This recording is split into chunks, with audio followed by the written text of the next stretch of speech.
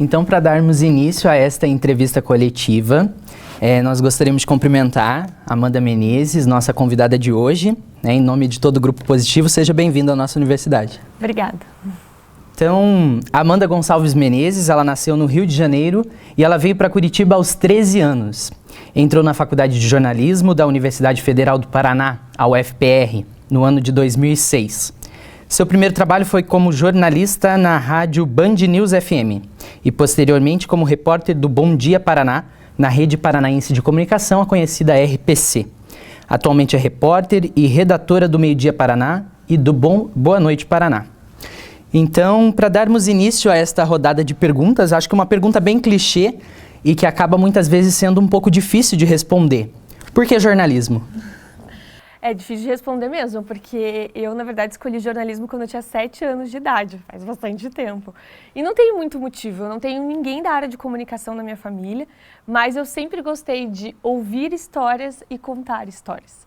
Então, eu sempre gostei disso, desde muito pequena. Então, a minha brincadeira favorita em casa era quando eu ganhei meu primeiro microfone, entrevistar as pessoas. O que você fez hoje? O que você gosta de fazer? Qual é a sua comida favorita? Foi ali que eu comecei a dizer, não, eu acho que eu quero ser jornalista.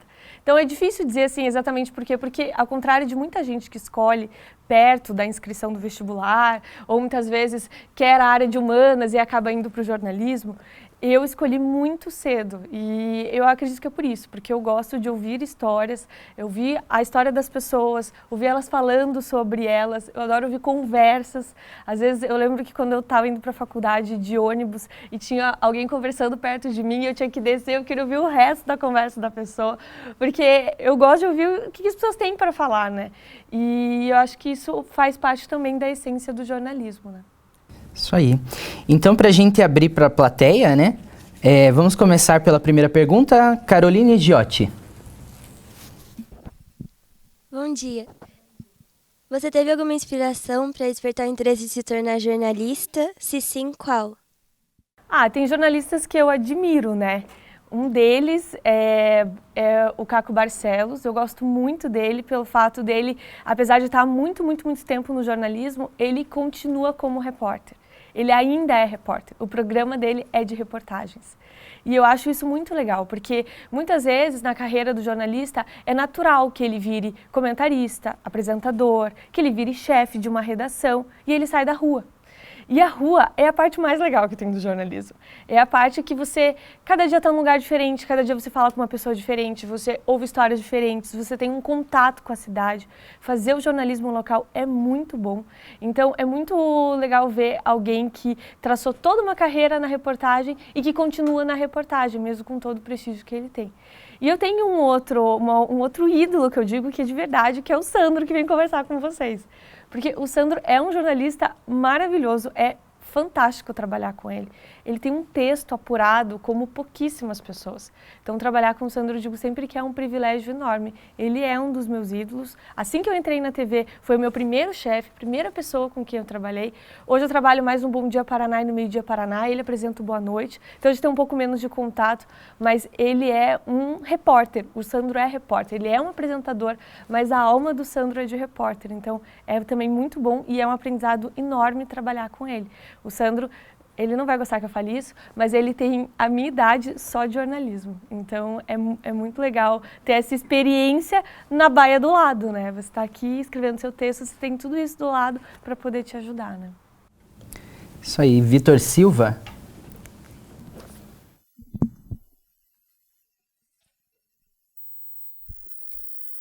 Bom dia, Amanda.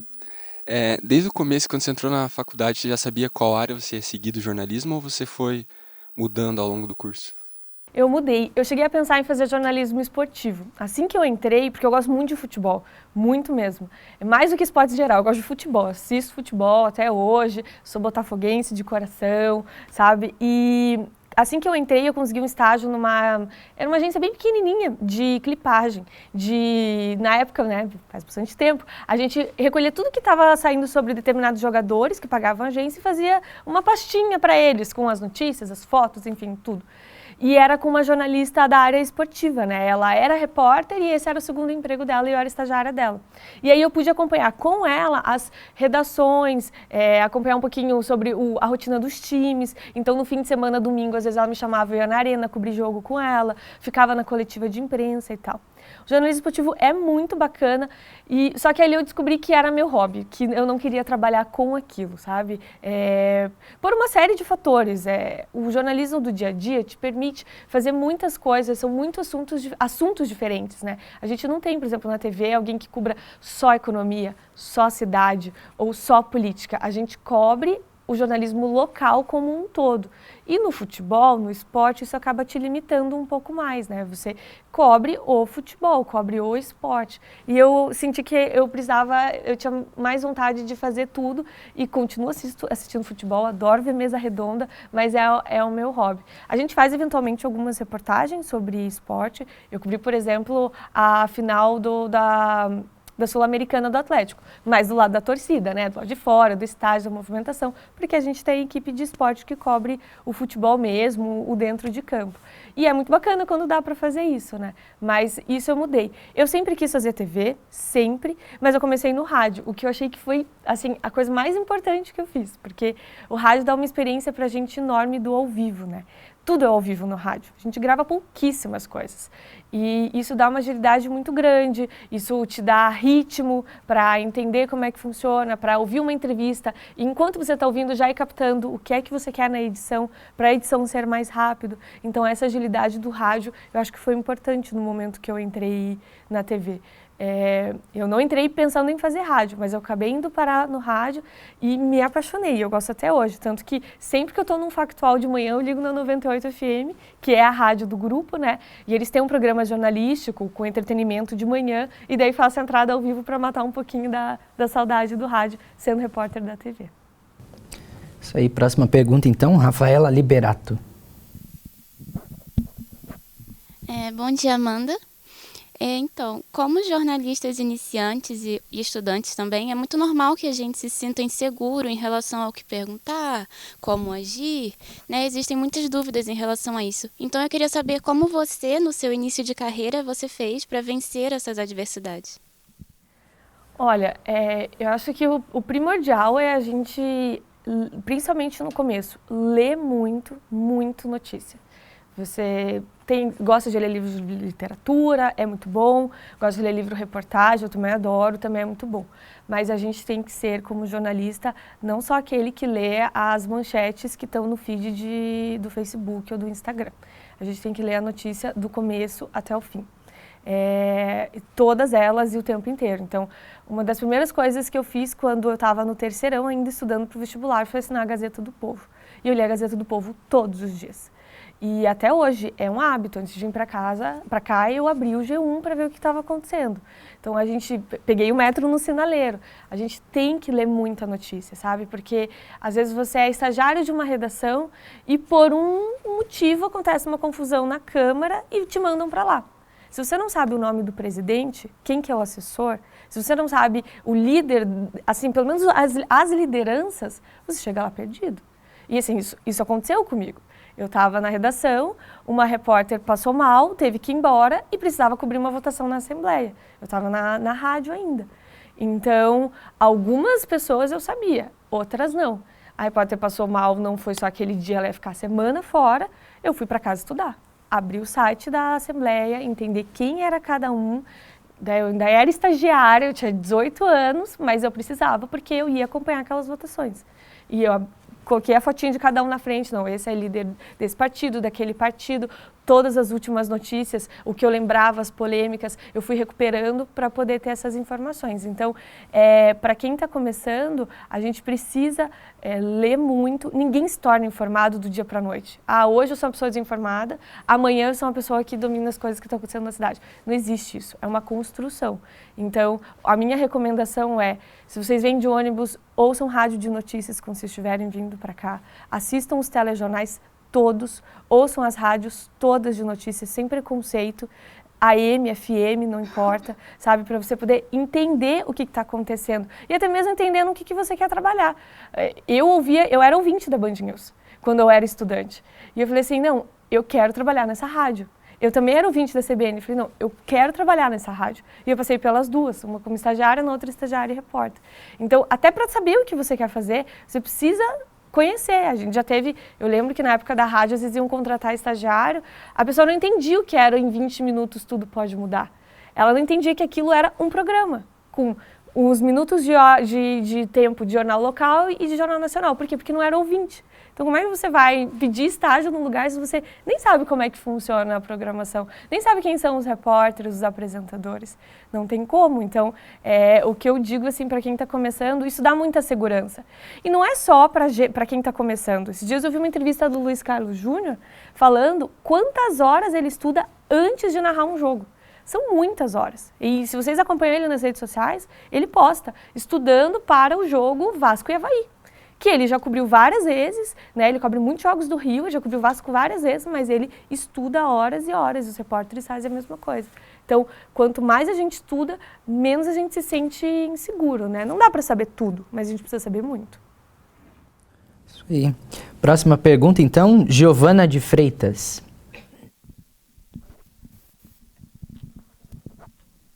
Bom dia.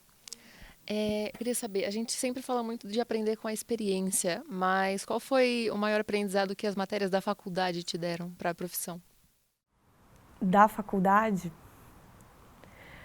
É o comecinho, né? Eu acho que quebrar aquele gelo, assim, sabe? De poder, por exemplo, ir numa coletiva de imprensa, ver como é que funciona, saber por onde entra, por onde sai, como é que funciona o esquema, que geralmente alguém senta lá atrás, fala, e depois tem aquilo que a gente chama de quebra-queixo lá na frente. Então, essa dinâmica, assim, de como funciona, né, uma coletiva, por exemplo, é bom, né, lá no começo, você já entender como é que funciona, começar a escrever, né, fazer as primeiras reportagens, ver aquela reportagem que você entrega o professor, ele devolve tudo riscado de caneta vermelha, que não é aquela ordem da frase, que não é aquela palavra, que não é aquele parágrafo. Isso eu acho que é bem importante para o começo, até para quebrar esse gelo, né, do não estar só aqui dentro, mas estar lá no mundo lá fora e já ir treinando. Eu acho que isso foi importante. Isso. Mariana Supitil. Já faz 9 anos que você se formou e desde então a mulher no cenário do jornalismo esportivo vem crescendo. Não só como repórter na redação, mas como comentarista e narradora. Eu queria saber como que você projeta a mulher nesse cenário e se você ainda vê o jornalismo esportivo dominado por homens. Olha, eu acho que é isso que você falou, está crescendo, né, a participação das mulheres, eu não consigo te ver daqui. Está crescendo bastante a participação das mulheres mesmo, né, no jornalismo esportivo a gente está vendo, né, a cobertura da Copa do Mundo de futebol feminino como nunca a gente teve antes, o que é ótimo. Eu acho que os cursos de jornalismo têm uma tendência, né, se vocês olharem para o lado, a serem cursos cada vez mais dominados por mulheres, né? A gente é maioria entrando na faculdade. Então, eu acho que é um processo natural. A gente vai acabar dominando as redações, tendo mais mulheres em todas as áreas, né? No futebol, no jornalismo esportivo e nas redações como um todo, né? Rádio, TV, impresso, tudo. Eu acho bem importante mesmo, porque mulheres entendem de futebol, gostam de futebol e não tem por que a gente não ter essas mulheres nessas posições, né? Então, eu acho que a gente está arrumando por um cenário de mais equilíbrio, eu acredito. Ao invés de uma bancada com 4 homens e uma mulher, eu acho que talvez a gente tenha metade. Tenha 2 de cada lado, 3 homens, 2 mulheres, e eu acho que isso é importante, né? A gente vê nas redações, quem é mais antigo fala que tem redações que a única mulher era a secretária, né? Era a equipe da limpeza, sabe? Ou era uma jornalista estagiária, uma mulher. E hoje não, a gente vê nas redações muitas mulheres em todas as posições. Na TV, por exemplo, a nossa diretora, na verdade, as 2 coordenadoras, a gerente e a diretora de jornalismo são todas mulheres. São todas mulheres já. E isso já há alguns anos, né? Isso não é de agora, elas assumiram, né? Foram assumindo em tempos diferentes, enfim. As 2 chefes que me contrataram eram 2 mulheres, né? Então, a gente ruma para esse equilíbrio, eu acredito, e até algo natural, porque a gente olha para o lado e a gente vê mais mulheres na faculdade. Assim como a gente vê em outras áreas, ainda bem. A gente vê cada dia mais mulheres engenheiras, cirurgiãs, que é uma área que totalmente dominada por homens, né? Áreas muito especializadas da medicina, a gente vê muitas mulheres, pesquisadoras, cientistas, e eu acho que a gente ruma espero, para o equilíbrio. Próxima pergunta, Ana Júlia.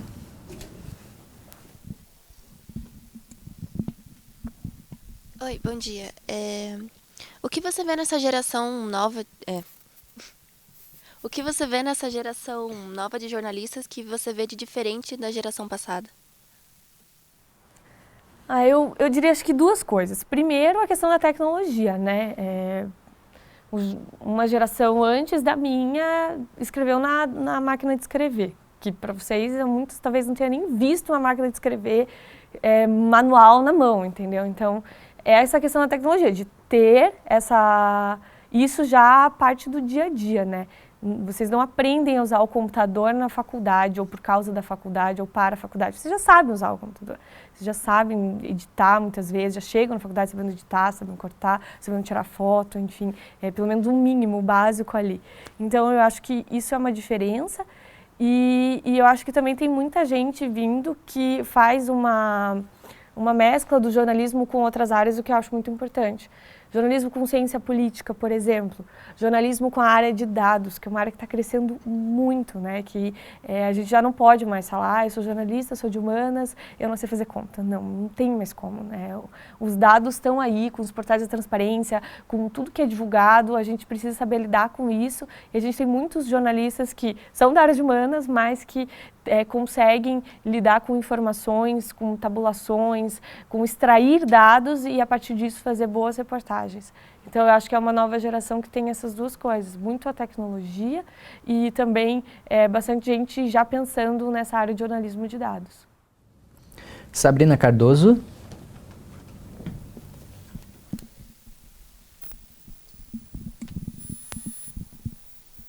Oi, bom dia. Eu queria saber se alguma vez você já se deparou com uma situação que te fez cogitar desistir do jornalismo. Desistir do jornalismo? Eu não lembro, eu vou ser bem sincera. Eu sou mais nova de casa, né? Eu tenho 10 anos de formada, mas não. Muito pelo contrário, esses dias eu estava entrevistando a Thaís Targa, que é uma coaching de carreiras e tal, acabou de lançar um livro, ela é bem reconhecida, é muito bacana, assim, dá vários cursos e tal. E era uma entrevista num ao vivo no Bom Dia Paraná e ela falou assim para mim, você gosta de ser jornalista? Ela me perguntou. Eu gosto muito, a reportagem é a minha vida hoje. E aí ela falou assim para mim, nossa, mas dá para perceber mesmo, só pelo jeito que você fala que você é jornalista. E é muito legal ver isso, porque ela trabalha com muita gente que às vezes sai de um emprego, não sabe muito bem o que quer fazer, qual área quer trabalhar numa empresa. Então, eu vou te dizer que até agora não. Pode ser que algum dia chegue, as pessoas cansam, né, de trabalhar numa coisa, numa área, e muda e se reinventam, né? Tem vários colegas que trabalharam em redação, que hoje já não estão mais, e estão fazendo outras coisas e estão muito felizes fazendo outras coisas. Por exemplo, mídias sociais. Tem uma amiga que, trabalhando, a Melina Santos, muito com mídia social, abriu a própria empresa, faz consultoria para várias outras empresas, tem o próprio portal dela, o site, tudo, de mídias sociais, é colunista. Então, ela saiu de redação, de edição, de produção, para virar uma especialista nessa área, né? Ela já estudava e hoje ela trabalha com isso. Então, às vezes, esse cansar do jornalismo significa, na verdade, muitas vezes se reinventar, ir para uma outra área, trabalhar com outra coisa, mas dentro do jornalismo. E tem gente que sabe fazer outra coisa também, direito, economia, vai abrir seu negócio e tal, mas não é meu caso. Maria Luísa. Bom dia. Como foi para você a mudança de cidade, de toda uma rotina? Então, até queria só, desculpa, corrigir a informação no começo, eu sou de Belém do Pará, tá? Eu torço pro Botafogo, que é no Rio, mas eu sou botafoguesa, eu sou de Belém. Eu vim pra cá quando eu era criança, na verdade, então eu não tive isso durante a faculdade, nada. Eu já fiz a faculdade aqui, eu já moro há muitos anos aqui, minha família mora aqui, né? O que foi para mim, na verdade, um desafio foi porque eu tinha muito sotaque do Pará. E até a faculdade. Então eu falava chiado, eu falava o R bem puxado, de lá. Lembra um pouco o sotaque do carioca, assim, para quem não conhece. E isso, claro, que é um desafio, porque se você está na faculdade, você está pensando em trabalhar, e aí você tem esse sotaque, você não pode ir nem para TV, nem para rádio, é complicado, porque você está num outro estado, as pessoas não estão acostumadas com aquele sotaque, né? E aí eu comecei a fazer fono, quando eu tinha 18 anos, e daí eu não parei nunca mais, eu faço até hoje. É super importante, a nossa fono, que é lá da TV, e eu fiz antes mesmo de entrar na TV, que é a Cid Stier, ela é especialista em voz profissional, então ela trabalha muito com jornalista, com vários, de várias áreas, com atores, e não só para perder o sotaque, mas para a gente corrigir a voz, né? A gente que é mulher, assim, menina nova, imagina, quando eu comecei assim a sair, fiz reportagem de 18 anos, acontece muito da gente ainda ter a voz muito fraca, a voz muito fina, e a gente precisa trabalhar isso, e é possível, com exercício, com postura, com tudo, é um combo aí que você consegue para melhorar a voz. E até por causa do desgaste, né? Depois de vários anos, né? Você sente que a voz cansa, desgasta, cobre coisas que tem barulho, você também acaba desgastando mais a voz num carnaval, numa virada de ano, e precisa estar com a voz bem, então isso para mim foi bem importante.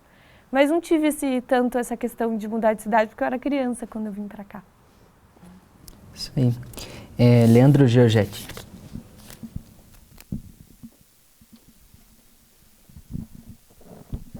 Oi, bom dia. Eu queria saber qual que foi a sua maior dificuldade após se formar. Dificuldade depois de me formar. Olha, eu vou dizer para você que ainda existe preconceito com um jornalista muito novo na rua, né? Eu ouvi várias vezes perguntando se eu era estagiária, e eu já tinha me formado. Uma vez uma assessora perguntou se eu era filha de algum jornalista que estava na coletiva de imprensa.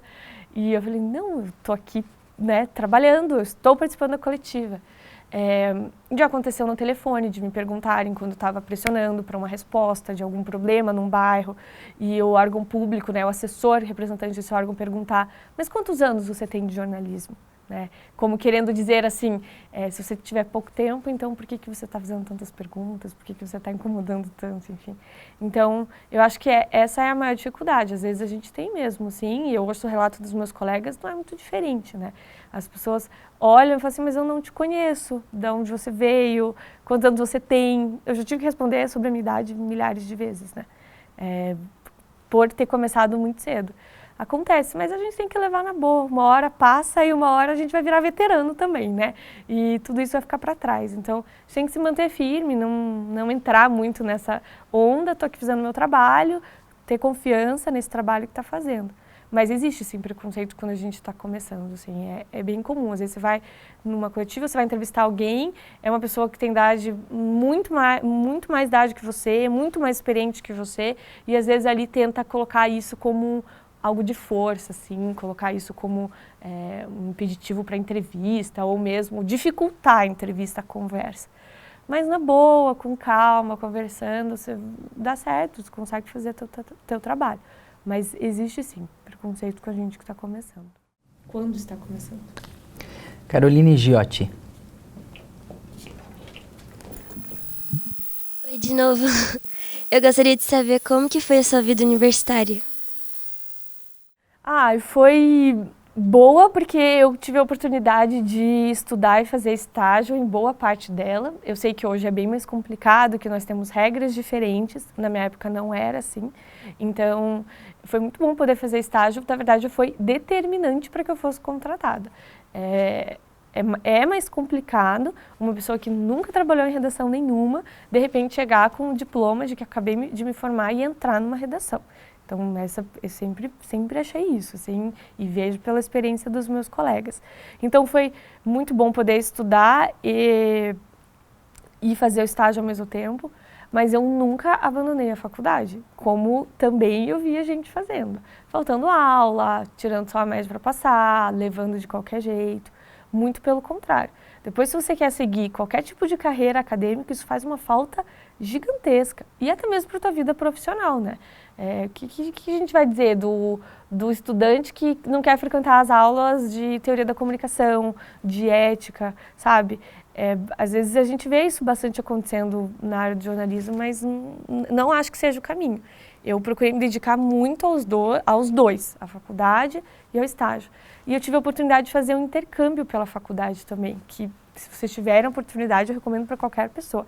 Foi a primeira vaga que abriu de jornalismo, sou formada na Federal, e foi para ir para o Chile. Eu fiquei 6 meses lá. Fiz um semestre da faculdade, estudei jornalismo lá. E foi muito bacana. Eu já falava espanhol, mas aí consegui conquistar a fluência mesmo, assistindo aulas em espanhol, escrevendo, lendo bastante. Fiz amigos de várias partes do mundo, do Brasil, que também estavam lá no programa de intercâmbio.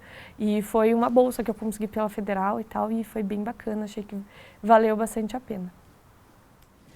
Matheus Pacheco. Em relação ao jornalismo que é escrito, tipo impresso ou digital, você acredita que os programas televisivos assim, conseguem dar informação com a mesma clareza e profundidade? Clareza sim, né? Objetividade é sempre o que a gente procura.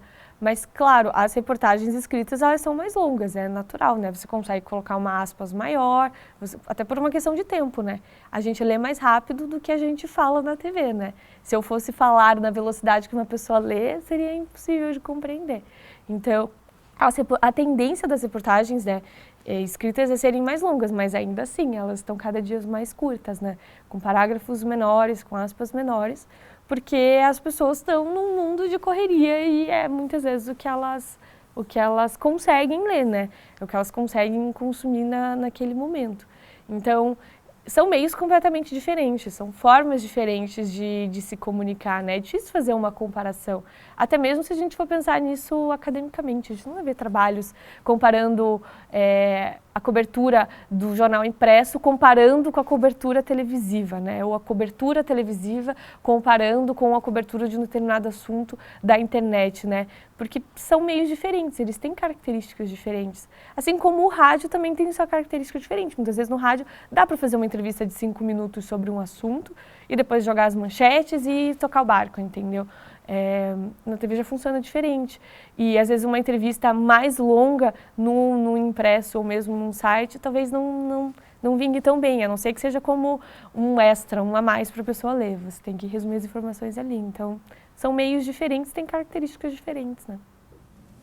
Próxima pergunta, Letícia Dams. Bom dia. Para você, o que significa ser repórter? O que significa? Nossa, pergunta filosófica. O que significa ser repórter? Eu vou dizer pela minha experiência do que eu trabalho. Eu trabalho muito com jornalismo local, né? Então, como eu falei, assim, lá no começo, o que eu gosto muito é de ouvir e contar histórias. Então, ser repórter local, eu ouvir a história das pessoas. Eu vi o problema que elas têm, a dificuldade que elas têm. Às vezes pode parecer muito pouco, a pessoa está lá no posto de saúde no Campo de Santana que não tem médico. Pode parecer pouco para a gente que está aqui no centro, né? Porque talvez não falte médico na unidade que a gente vai ou no hospital que a gente vai privado. Mas lá, o posto do Campo de Santana que está sem médico é um problemão para aquelas pessoas que não vão, de repente não tem um plano de saúde para ir em outro lugar. Então, é poder ouvir essas histórias, é poder contar essas histórias e muitas vezes é poder ajudar essas pessoas a tentar resolver esses problemas, né? É estar do lado dessas pessoas. Acho que para mim isso é o mais legal de tudo, é poder... A pessoa tem um problema, ela já reclamou, ela já procurou a prefeitura, ela já procurou o governo, ela já procurou o órgão que for e ela não conseguiu resolver. E daí a gente vai lá, conversa, a gente mostra e aí a solução aparece. Muitas vezes é mais simples do que se imaginava. Então, isso é o que tem de mais gratificante, assim, sabe? Depois você volta e vê a pessoa, não, eu consegui minha consulta. A minha rua foi asfaltada. A obra que estava pela metade, voltaram a fazer a obra e ela vai sair. Isso, acho que para mim é o melhor, é a melhor parte de ser jornalista local. Luan Fernandes. Bom dia, Amanda. Eu gostaria de saber, você falou que é torcedora do Botafogo. Se eventualmente você tivesse que trabalhar na área esportiva e cobrir um jogo, um clássico, Flamengo e Botafogo, você acha que os torcedores de ambas as partes achariam que a sua entrevista tende para o lado do Botafogo por você ser torcedora? Sim. Eu só falo que eu sou botafoguense porque eu não trabalho com jornalismo esportivo, senão não poderia ter um time, assim, não poderia me declarar, né? Pode ver, quem cobre esporte, em geral, não declara seu time, né? Para ter uma certa imparcialidade. Mas muitas vezes o torcedor acaba criticando, fala assim, determinado jornalista torce para tal time, é por isso que ele faz isso, sabe? As pessoas sabem separar as coisas. Uma coisa é o time do coração, outra coisa é o seu trabalho, bem diferente, inclusive. Por exemplo, eu tenho um colega que trabalha em São Paulo e ele é torcedor de um time lá e ele começou a cobrir esse time e ele odiou cobrir o time dele. Porque era muito burocrático, era muito chato, era muito difícil, tudo era difícil. E os outros times que ele cobria era tudo mais fácil. Ele já tinha conseguido, sabe, uma amizade, tinha conseguido as informações, tinha conseguido fazer fonte, ter os contatos certos. Então, dá para separar as coisas. Mas eu só falei que eu sou botafoguense porque eu não cubro futebol. A gente não tem como declarar o time, né? Do mesmo jeito que a gente não tem como ficar se posicionando politicamente, por exemplo, né? Tem como ficar me posicionando politicamente, sendo que eu cubro Câmara, eu cubro Prefeitura, eu cubro política local. Não dá. Uma coisa é o que você acredita, o que você pensa na tua vida privada, e a outra coisa bem diferente é o que você é como jornalista, né? Você tem que tentar, no teu trabalho, fazer da melhor forma possível, sem ficar imprimindo essas suas coisas pessoais, né, no trabalho. Isso. Para dar continuidade à pergunta, então, vamos passar para a pergunta de Guilherme Maurer. Bom dia. Como você já disse, dando continuidade à pergunta, você acha que o jornalista, em alguns casos, deve sim expor a sua opinião ou ele sempre deve tentar se manter imparcial e independente da situação? Isso depende muito, né? Depende do que ele está fazendo, né? Depende de quem é o jornalista, de como é a reportagem, de como é a matéria, depende muito. Às vezes, a reportagem você vai mostrar como faz para recarregar o cartão de transporte na URBS. E você chega lá e tem uma fila quilométrica. E você fala, olha, está demorando. Isso é uma opinião. Dizer está demorando é uma opinião. E você fala, está demorando porque eu estou aqui há 1h30, tem uma fila enorme, está todo mundo querendo carregar o cartão e parece que o sistema caiu. Entende? Então, e dando opiniões de coisas maiores, enfim, de política e tal, isso tudo vai como o jornalista está trabalhando, qual que é a função dele ali no jornal, né? Depende muito, né? A gente tem ótimos comentaristas, eles são comentaristas, eles estão ali para dar a opinião deles, é para isso que eles estão ali. E a gente tem repórter e a gente tem apresentador que está ali numa outra função, né? De passar a notícia de uma outra maneira. Então, geralmente não é uma escolha do jornalista, sabe? Deixa eu pensar se eu vou dar minha opinião hoje ou não. Não é isso. Isso é muito inerente do que você está fazendo, do teu trabalho, né? Caio Vinícius. Bom dia. Eu queria saber um pouquinho de você agora, uma parte mais pessoal. Como que você faz para administrar a sua relação com família, amigos, porque a gente sabe que o jornalismo não para, né? Então, às vezes é plantão, tudo mais. Então, eu queria saber um pouquinho como que você faz para conseguir, já que trabalha em feriado e tudo mais. Ontem eu fui na feira e daí o Fernando falou assim, você estava trabalhando domingo? Eu falei, tava, por quê? Ele ficou pensando assim, eu falei, você estava de folga domingo? Ele falou, tava, eu folgo todo domingo. Eu falei, pois eu não. A gente faz plantão, né? Agora a forma como são meus plantões eu já sei antecipadamente. Então eu sei que fim de semana que eu vou trabalhar, que fim de semana que eu vou folgar, se eu tenho alguma coisa eu tento trocar. Mas assim, o que eu diria para as pessoas para vocês, né, que estão começando no jornalismo, se vocês não querem trabalhar em feriado, se vocês não querem trabalhar no fim de semana nunca, nem na virada do ano, nem no Natal, nem ficar longe da família em datas como Páscoa, Dia das Mães, Dia dos Pais, então acho que está na hora de vocês mudarem de curso, porque é impossível, não tem como. Você vai trabalhar nos feriados, não todos, né? E vai trabalhar nos finais de semana também, não todos. Então tem que estar bem ciente disso, sabe? Olha, eu não sei se eu conheço algum jornalista que trabalhe de segunda a sexta exclusivamente, nunca trabalhe fim de semana. Mesmo quem é assessor de imprensa, que geralmente faz 8 horas, que cobre segunda a sexta, eventualmente aquele assessorado tem um evento, tem uma viagem, tem alguma coisa que você tem que acompanhar. Então, faz parte da nossa profissão. Você tem que ir fazendo um jogo de cintura ali, entendeu? Aqui eu tô de folga, aqui eu não tô, e vai organizando a vida em relação a isso, sabe? Tem que ser. Não dá, como eu falei, assim, se a pessoa não quer trabalhar de jeito nenhum no feriado, no fim de semana, quer folgar sempre, então é melhor realmente não seguir nessa área, porque vai. ou mesmo jornalistas mais antigos lá da TV, eles cumprem praticamente a mesma escala que eu, de fim de semana, de feriado. Tá no mesmo balaio, sabe? Então não é também porque é um jornalista mais experiente, ele nunca vai trabalhar no feriado no fim de semana. Também não funciona assim. Isabela Sebrão. Bom dia, eu tenho uma pergunta mais descontraída. Se você pudesse escolher uma pessoa para entrevistar, qualquer pessoa, quem seria e por quê? Nossa, uma pessoa para entrevistar? Que pergunta difícil.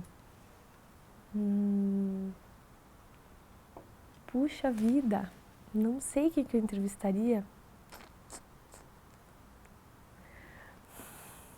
Tô pensando aqui. Não vim preparada para esta pergunta. Que eu entrevistaria hoje? Então já que a pergunta é descontraída, eu entrevistaria o Bon Jovi, que vem para Curitiba, eu vou no show, já comprei o ingresso. Entrevistaria ele, porque eu acho que ele é um cara sensacional. Tá há tantos anos aí, com a voz maravilhosa, toca super bem, adoro as músicas dele. Acho que eu entrevistaria o Bon Jovi, então, assim, nos próximos meses que ele já tá vindo para ir para Curitiba. Não vou entrevistar, mas, né, seria ótimo se desse. Isso aí, próxima pergunta, Ana Flávia Conte. Oi, bom dia. Tem alguma coisa que você se arrepende de não ter feito na sua carreira até agora? Eu acho que na faculdade eu poderia ter me dedicado um pouco mais à pesquisa. Na verdade, na época, a Federal não tinha mestrado ainda, então não tinha muitos grupos de pesquisa, era tudo muito no início, assim, sabe? E se eu fizesse faculdade hoje, seria bem diferente nesse sentido, assim, sabe? Me dedicaria bem mais à pesquisa, a artigos, a tentar submeter isso para revistas, porque eu também gosto muito da área acadêmica e daí retomar isso depois, enfim, é possível, mas é todo um processo, né? Então, eu acho que quando a gente está na faculdade, acho que são 3 coisas que a gente tem que se dedicar, assim, procurar. Se for possível fazer estágio, se dedicar às disciplinas, mas também tirar o tempo para pesquisa, porque é bem importante. E a gente na comunicação, acredito que a gente ainda pesquisa bem pouco, comparado com outras áreas, sabe? Eu tenho pessoas da minha família, mais ou menos da mesma idade, que fizeram faculdade junto da área de engenharia, de administração, de medicina, e assim, é obrigatório para eles participar de grupo de pesquisa, é obrigatório fazer artigo, tentar submeter, né, desde cedo, desde bem novos, eles já estão inseridos nesse meio científico, e às vezes para a gente da comunicação parece algo tipo super distante, ou que a gente não dá tanta importância, e é super importante. Próxima pergunta, então, Vitor Silva. Amanda, tem alguma coisa no jornalismo que te incomoda, que você acredite que seja errado, que poderia não acontecer? Que me incomoda dentro do jornalismo? Olha, eu vou te dizer o que eu gostaria que acontecesse muito, é que a tecnologia ajudasse a gente ainda mais para transmissão de dados, para transmissão de imagens. Eu queria que fosse mais rápido, sabe? Porque a gente faz transmissões, por exemplo, de Skype, né? A gente faz eventualmente, mas a qualidade ainda não é igual à do nosso equipamento, que é o Mochilink, que tem 8 modems de internet espetados nele, sabe? Então, claro, é muito mais fácil. Quando eu entrei na TV, a maior parte das transmissões ao vivo eram carros de link. Então, chegava 1 hora antes do link, um técnico com aquele furgão enorme, dele subia a antena, e aí ele ligava para a central, para que posição que vai ficar a antena, e ficava tentando subir sinal, e era, nossa, um trampo danado. Aí, a gente ainda tem esse equipamento, que ainda é útil para a gente, muito, principalmente em locais onde a internet é muito ruim, ou o sinal está ruim, enfim. Mas todos os equipamentos já têm o Mochilink, que é uma mochilinha e que tem ali os modems espetados. Mas às vezes ele também não pega, porque depende do sinal de internet, entendeu? E aí a gente parte para a transmissão de Skype, que ainda não é tão boa. Então, eu sonho com um momento em que a gente rompa essas barreiras da tecnologia e a gente possa fazer a entrada ao vivo de qualquer lugar, entendeu? Da Ponte Quebrada, que eu fiz a reportagem entre a Lapa e a Quitandinha, que eu posso entrar ao vivo da Ponte da Lapa, entre Lapa e Quitandinha, que estava quebrada, e a gente possa mostrar as coisas ao vivo. O jornalismo está muito ao vivo. As pessoas querem ver o que está acontecendo na cidade agora. É algo que a gente está vivendo muito isso, sabe? Então, eu espero que a gente ainda consiga romper mais rapidamente essas barreiras e conseguir soluções que não sejam tão caras, que sejam viáveis, de fazer isso de maneira mais rápida. Voltando um pouquinho para a área de esportes, então, Leandro Giorgetti. Como você disse que você gosta da área de esportes, você pensa em algum dia mudar de área para a área esportiva? Não, hoje não. Eu gosto muito de fazer jornalismo local, eu não penso. Mas o que eu diria para quem quer trabalhar com esporte, assim, enfim, às vezes as pessoas querem trabalhar com esporte porque gostam de um esporte que não é futebol. Ok, estude essa área, procure essa área, mas ainda é o esporte mais importante do nosso país, né? É o futebol. Então, para quem quer trabalhar com o futebol, o que eu vejo das minhas colegas que trabalham, dos meus amigos que trabalham, é estudar muito, ler muito e assistir muito jogo, mas muito jogo mesmo. Você não vai assistir só o jogo do seu time ou dos times que estão no topo da tabela porque é jogo bom. Você vai assistir todos os jogos para você saber a trajetória dos jogadores, quem está jogando bem, quem não está, o que está fazendo, o troca-troca do mercado, vai e vem, a janela de transferência, quem chega, quem sai. Então tem que acompanhar tudo mesmo o tempo todo, porque muda muito, né? Cada dia a gente tem uma escalação diferente, a gente tem um campeonato diferente, a gente tem vários campeonatos acontecendo ao mesmo tempo. Então, assistir muito jogo, mas muito jogo mesmo. As minhas colegas que trabalham com futebol, quando elas estão de folga da rodada e tal, por algum motivo, o jogo é fora, elas assistem todos os jogos, elas sabem tudo que está acontecendo, entendeu? Então, e com várias telas, o Premiere aqui, o Premiere na internet e às vezes mais um Premiere numa outra TV para poder ver 3 jogos ao mesmo tempo. Isso é bem importante. Maria Luísa.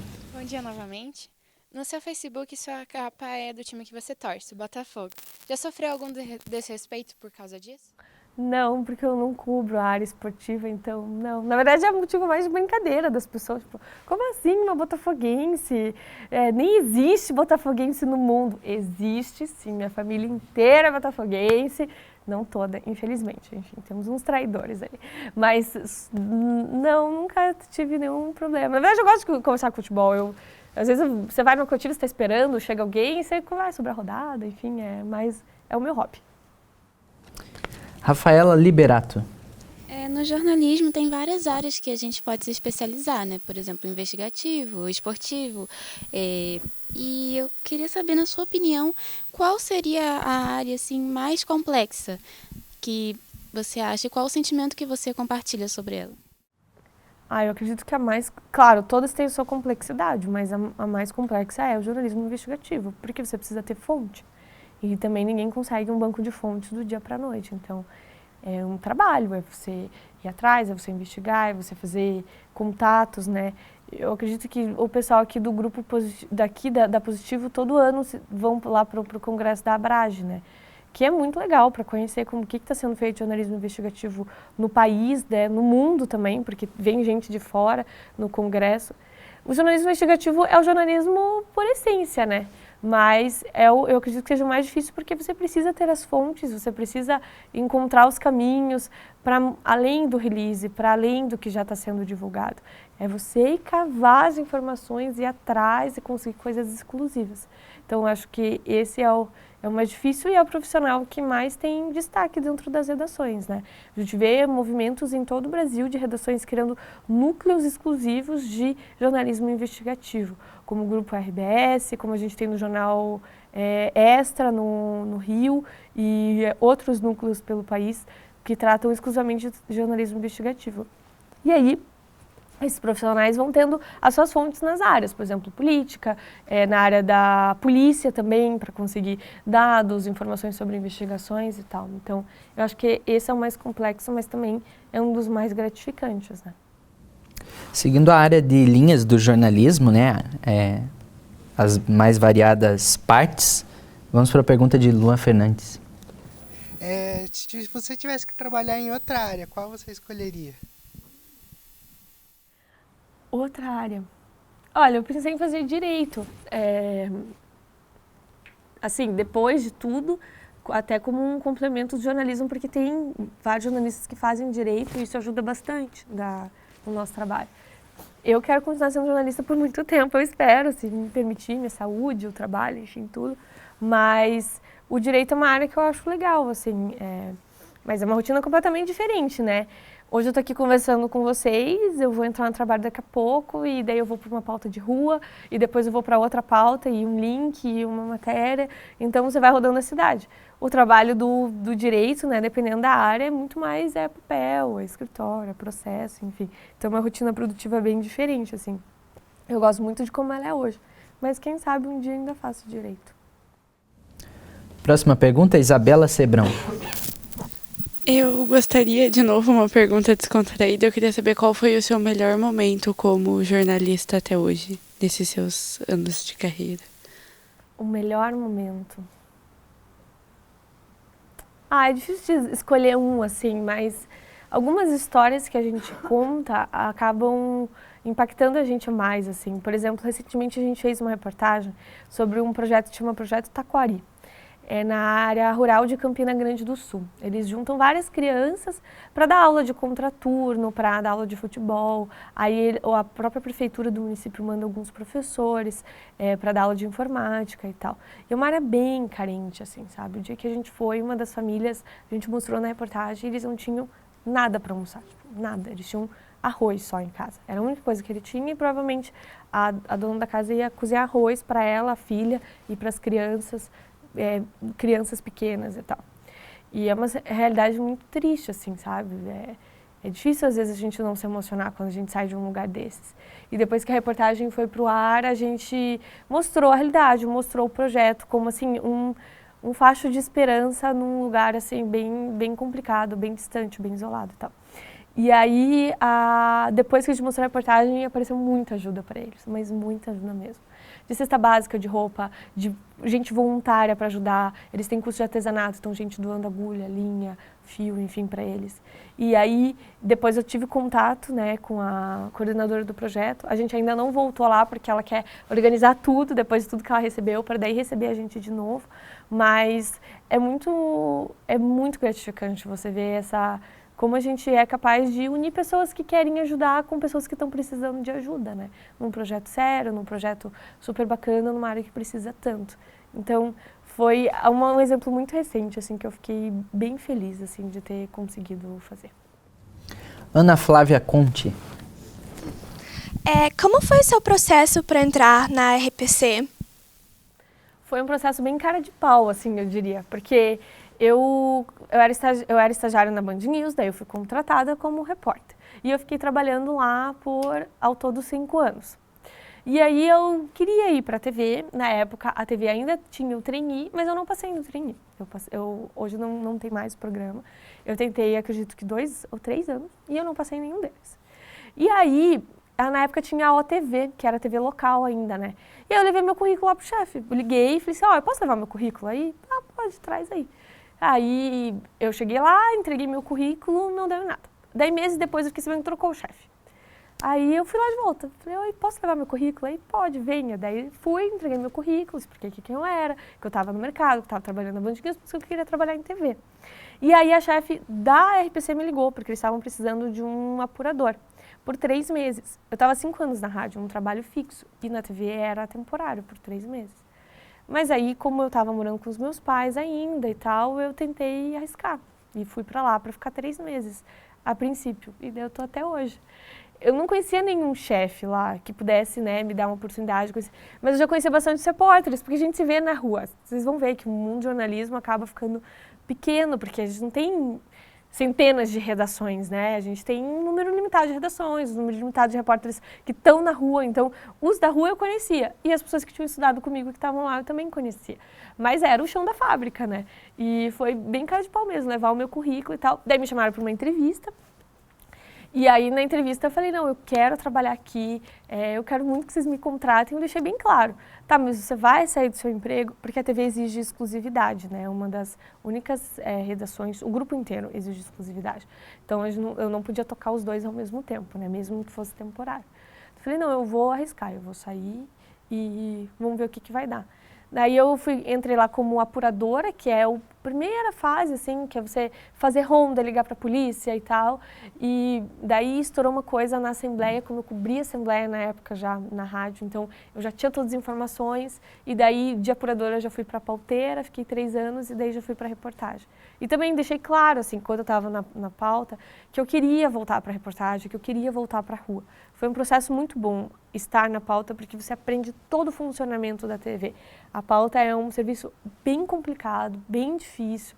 Você depende muito das outras pessoas, da pessoa estar disponível para te dar uma entrevista sobre o aumento da conta de luz às 3 da tarde, Quem tá em casa às 3 horas da tarde que tem as últimas 10 contas? Então, assim, você tem um trabalho, assim, de ficar procurando gente, de ficar procurando, sabe, personagem, de ficar procurando fonte, um professor que fale bem, um especialista que seja legal, que, sabe, dê dicas boas, tudo isso não é fácil. E eu aprendi bastante na pauta, sabe? Sou muito grata por ter passado e achei bem importante. Mas agora eu também estou feliz na reportagem. Caio Vinícius. Então, você trabalha bastante no ao vivo, né? Eu até acompanhando bastante o seu trabalho. Eu queria saber um pouco como que é essa relação com o ao vivo e como foi a primeira vez no ao vivo, porque qualquer coisa que a gente vai começar a fazer é nervosismo, mesmo que a gente não vai aparecer. Então, como foi essa relação na primeira vez que você ficou ao vivo? Foi difícil também, fiquei nervosa. Foi na rádio, né? Meu primeiro ao vivo. E eu ainda era estagiária, né? Hoje, Deus o livre, não pode fazer isso, gente. É que eu sou mais velha que vocês. Não tem a menor possibilidade, eu acho. A gente fica nervoso mesmo no começo, sabe? E não vou te dizer que hoje você entra no ao vivo e tá tudo super sossegado, como se nada estivesse acontecendo. É necessário que a gente esteja num estado assim de atenção, de alerta, sabe? Porque qualquer coisa pode acontecer no ao vivo. O entrevistado que está do teu lado para começar a ter uma crise de tosse, você vai ter que dar uma enrolada até ele conseguir respirar e te dar uma entrevista. Eu já fiz ao vivo que passaram 5 jovens com um rojão na mão e soltaram o rojão do meu lado, de propósito. E você não pode gritar, você não pode fazer cara de susto, você tem que fingir que nada está acontecendo e continuar dando sua notícia.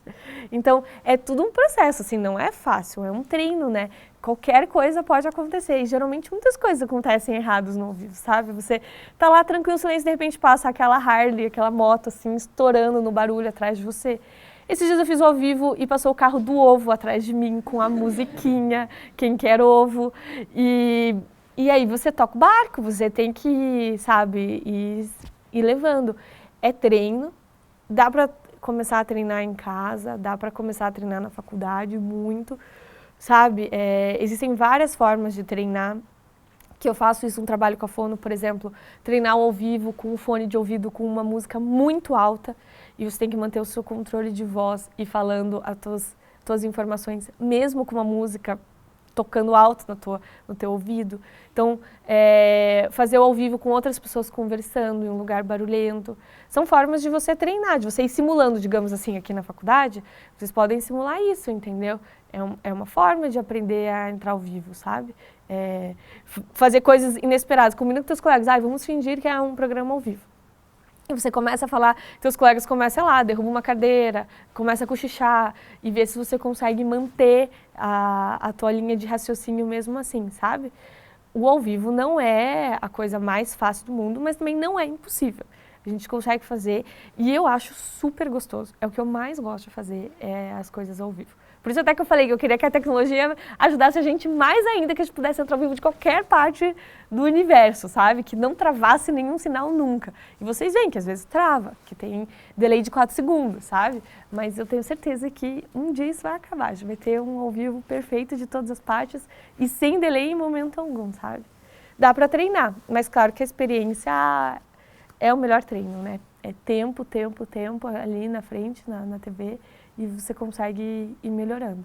Sempre. Não é chegar numa perfeição, porque, né, eu sinto que eu ainda tenho muito para crescer, muito para melhorar no ao vivo, mas é muito gostoso. É uma adrenalina, assim, muito boa e super viciante.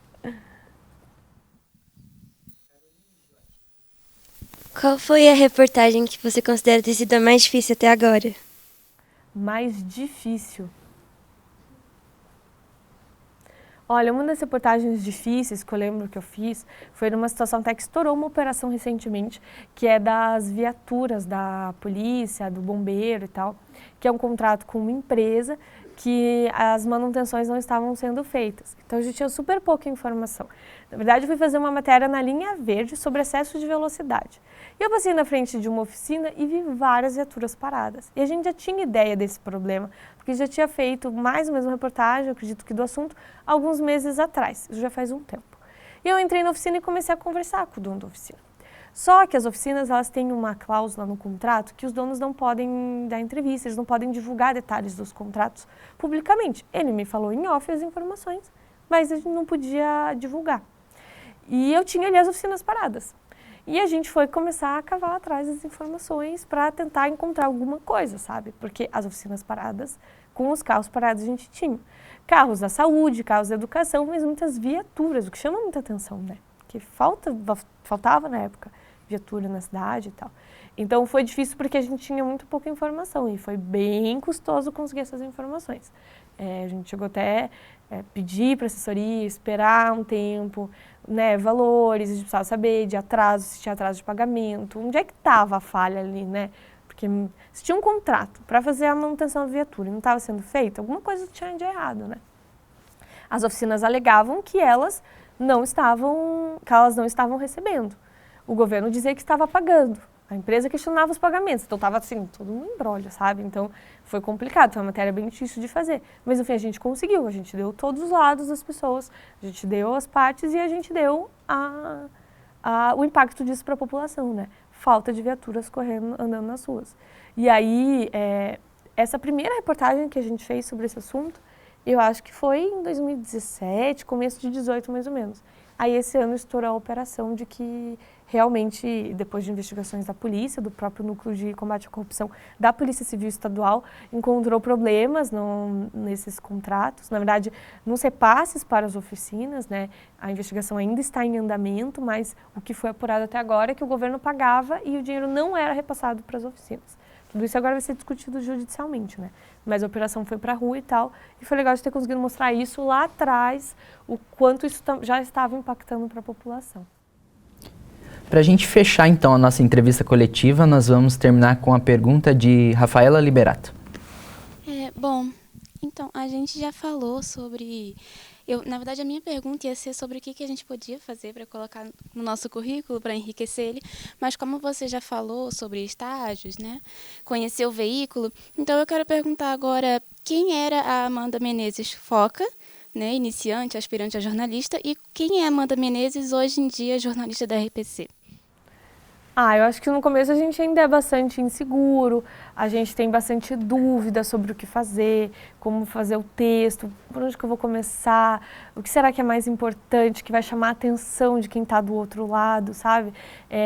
Nossa, sai fumaça da cabeça para escrever um texto, porque realmente, assim, isso com o tempo você vai sendo um pouco mais natural. Hoje ainda sai fumaça, volta e meia você volta da reportagem, a reportagem é boa, é tão boa que você quer ter um abre legal, você quer começar com uma frase legal, você quer começar com uma imagem legal, mas fica em dúvida, será que é essa ou será que é essa? Então, mas no começo dá muito mais insegurança, dá muito mais medo, a gente não sabe para onde que vai rumar, onde vai rumar a carreira, onde que eu vou estar amanhã, então tudo isso dá mais insegurança pra gente, sabe? Hoje eu sinto que eu tenho muito mais segurança no meu trabalho, já tenho uma carreira, já passei por redações, trabalho todos os dias e eu acho que isso você vai aprendendo cada dia mais. Mas quanto mais aprende, você também sabe que mais coisas você precisa aprender, tem mais coisa pela frente, então é todo um processo. Um jornalista nunca é um ser acabado, pronto, assim, a gente está sempre aprendendo, sempre descobrindo coisas novas, formas novas de contar histórias, recursos novos. Hoje a gente tem arte, a gente tem 3D, a gente tem 1000 possibilidades que ainda vão crescer bastante, né? Então eu acredito que a segurança, a experiência vão dando pra gente assim, um pouco mais de tranquilidade na hora de fazer as coisas, um pouco mais de segurança na hora de fazer as coisas, sabe? Isso a gente vai criando essas cascas, sabe? De conhecimento ao longo do tempo. Isso aí, então, mais uma vez, em nome do Grupo Positivo, em especial o curso de jornalismo, queremos agradecer a sua atenção, a sua disponibilidade. Nosso muito obrigado. Obrigada e até uma próxima. Até.